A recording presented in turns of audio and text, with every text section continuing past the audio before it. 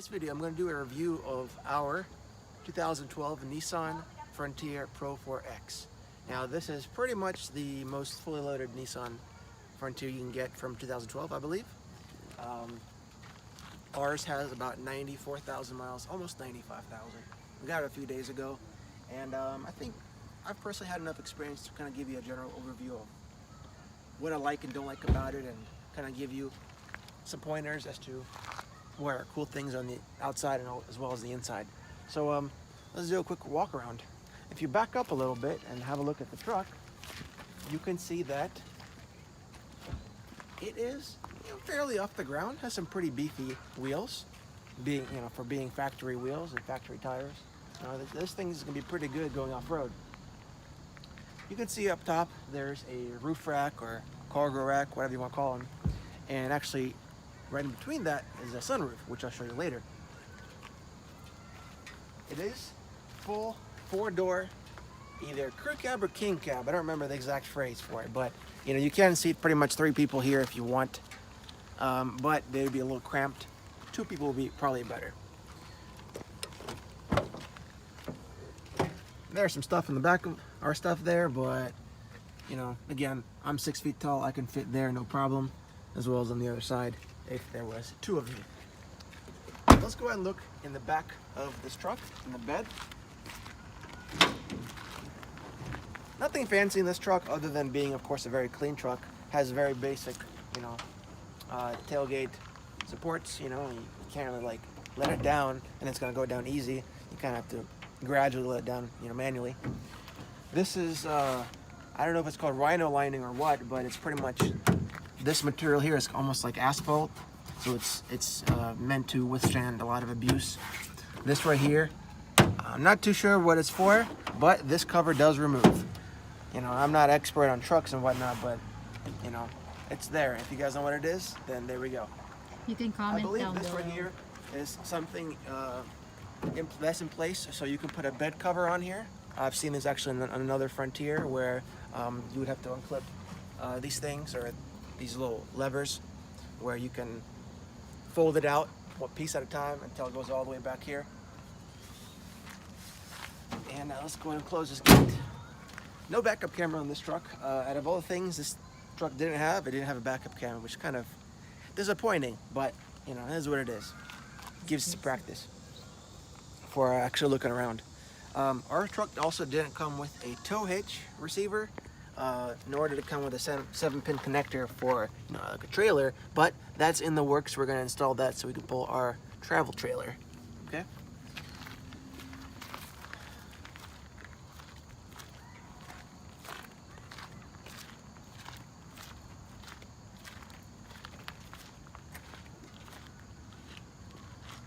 Come look up front here at the face of this beast. That's the name I gave it. You can see that there's I've seen some Frontiers with like a very cheap plastic grill or silver grill. I like that this right here matches the color of the vehicle. It looks very, very sleek, very aggressive in my opinion. Got basic halogen headlights, turn signals, fog lights down here. That's pretty much the exterior. Let's go ahead and have a look inside.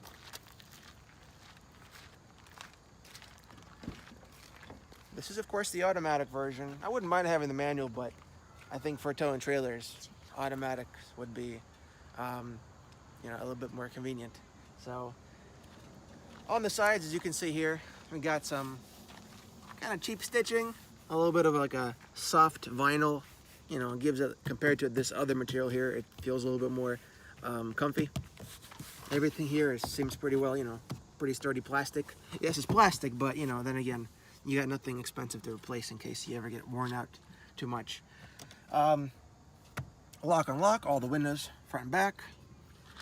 Let's have a look at here, inside. So there's the steering wheel, leather wrap steering wheel, pretty nice. It feels pretty good. Of course it's really shiny because it's been used by a previous owner. You got things like a basic radio.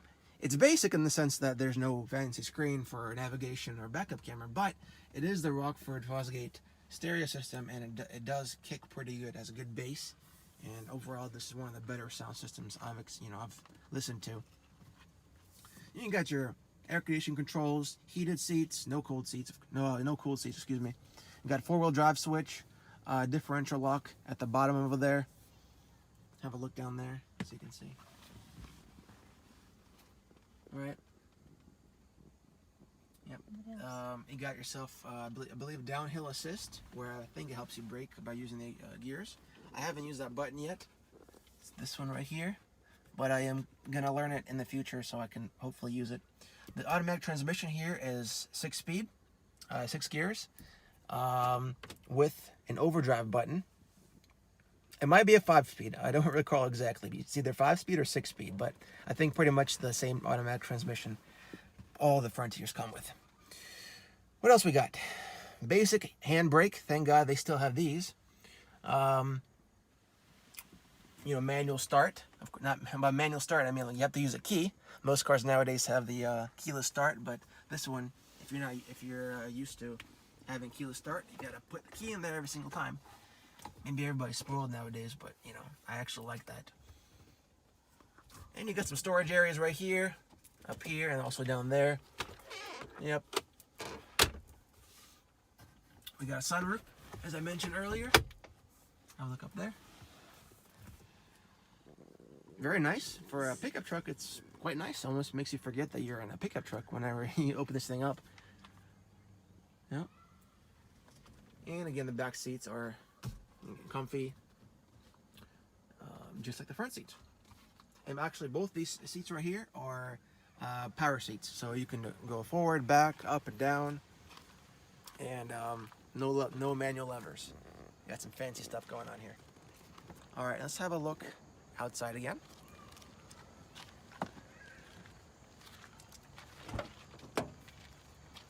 The back seats actually have a cup holder. Excuse me. Cup holders, excuse me. There we go. You can fit some pretty big cups in here, or bottles, whatever you like. And I believe this is nothing. It's empty. So yeah, just cup holders. No air conditioning back here, of course, but there's air conditioning up front, the vents. Got speakers in the back, as well as in the front. And if I'm not mistaken, right beneath this seat right here, on the driver's side, as a passenger in the back, there's a subwoofer. Have a look. Under the seat. Oh, this one. Yeah, that's a subwoofer. As I told you earlier, this thing kicks pretty good. So from my experience so far, let me kind of talk about the things I like and then the things I don't like. So what do I like about this truck? Well, coming from a Toyota and a Volkswagen, another Toyota beforehand, I'm kind of used to vehicles that are pretty sturdy, have pretty hard plastics, but feel like good quality. This truck feels very, very sturdy, very tight when you turn around corners. And it's a little bouncy sometimes if you kind of go over some speed bumps and some potholes, but I feel like this truck isn't going to wobble around the highway at highway speed. Excuse me. It's going to be tight, like a go-kart, pretty much, right? Almost like a go-kart actually. If you get around the corners and some mountain driveway or mountain drive, you're gonna forget that you're in a truck. And it's actually pretty quick. It got a 4-liter V6, 270 something horsepower, 280 something foot-pounds of torque. This thing gets up and goes. It's a little loud, which is actually a con that I don't like it that much. But it's a V6. I've heard other V6s before. They sound very similar, so it is a little noisy when you kind of step on it. But again, that might not be a problem to somebody else. Something else I don't like about this truck is the fuel economy. Believe it or not, this thing has fuel economy that's worse than my friend's 2017 Ford F-150. He has, of course, the 2.7 liter EcoBoost, and I have the 4-liter V6. Both of ours have a V6. He gets about 25 on the highway. This thing gets about 19 or 20. And if you're really careful, you might get 21 or 22. In the city, this thing is 12, 13 miles per gallon, 14 maybe. So fuel economy, not that great, but about $45 right now will give you a full tank with about 350 miles if you drive on the highway. Okay, Now, I think I've pretty much highlighted all the things worth mentioning, so let's go for a drive.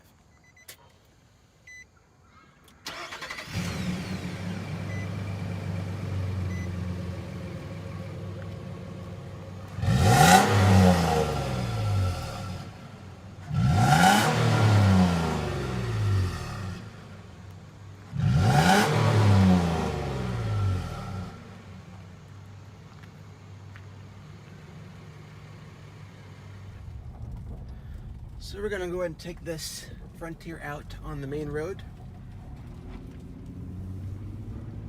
You know, at low speeds, you know, it's actually really smooth, very quiet. It keeps the RPMs pretty low. Put the AC on because it's freaking hot. Don't pay attention to that right there because that's not accurate. The snow weighs 100 degrees outside. That might be a little like a defect in the temperature sensor or thermometer. But anyway, yeah, we're about to get on the main road, and yeah, it's quiet when you go in low speeds. It keeps the RPMs low, so you know it's not working too hard. We're gonna make a right here.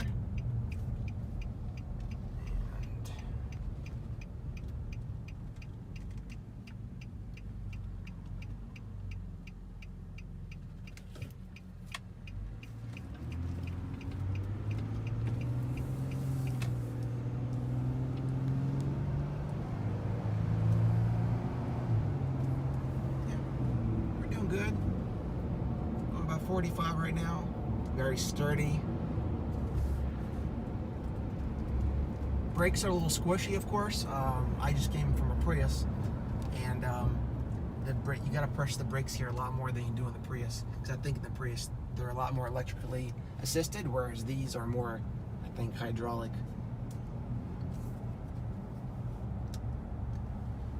Okay, readjust the mirrors. Side mirrors.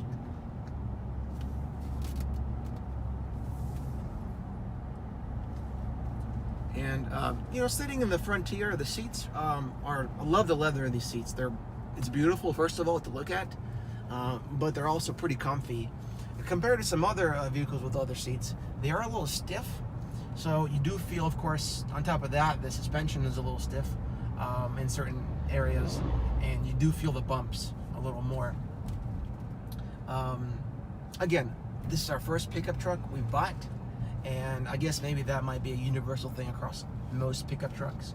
But you know, sitting on these seats, they do feel really good. They feel like high quality seats that, regardless of their condition, put a seat cover on them so you can preserve the beautiful leather stitching and you don't wear out the leather color, especially when you get in and out all the time. So we got a tractor trailer ahead of us that's going 20 miles under the speed limit. So we're gonna have to take it easy for the next 5 minutes.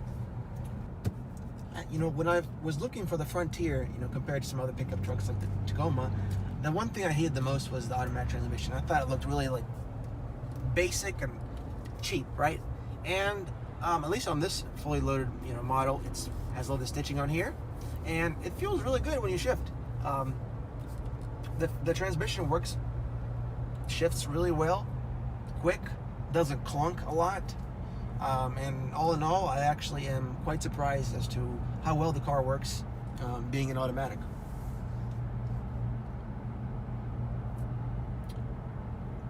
I'm gonna go ahead and close the moonroof or the sunroof, and so we're not getting baked right now. It's still 7 o'clock and it's pretty darn warm. We got some beautiful scenery over here of Frederick County, Virginia. Green with beautiful blue skies. You gotta love it. It's mid-August right now, or just over mid-August, and the weather's quite beautiful.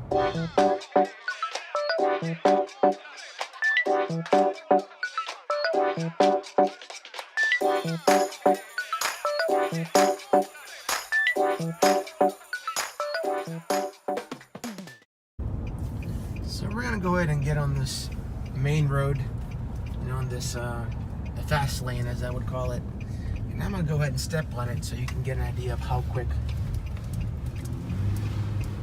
this thing is.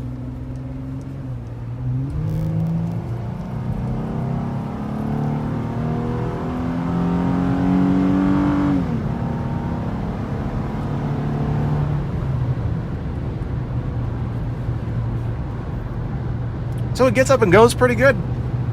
It's definitely no slouch.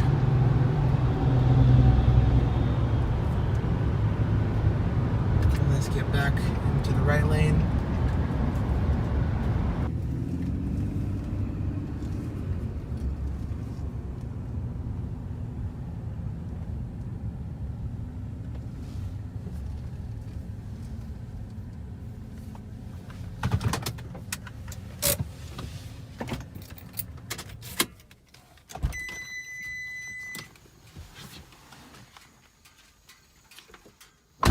And that pretty much sums up this somewhat amateur, but from a real owner's perspective, review of this 2012 Nissan Frontier PRO4x. If you guys are in the market for a pickup truck about this size, I strongly consider you look into Nissan Frontier.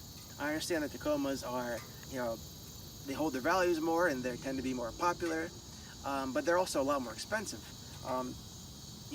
Just doing basic research online, these things are about as reliable as Tacomas and have more or less about the same specs in terms of horsepower, torque, and overall dimensions. This just being a Nissan and that being a Toyota. So that's about it. If you enjoyed this video, give it a thumbs up. If you have any kind of comments or questions, leave them down below, and we'll see you in the next one.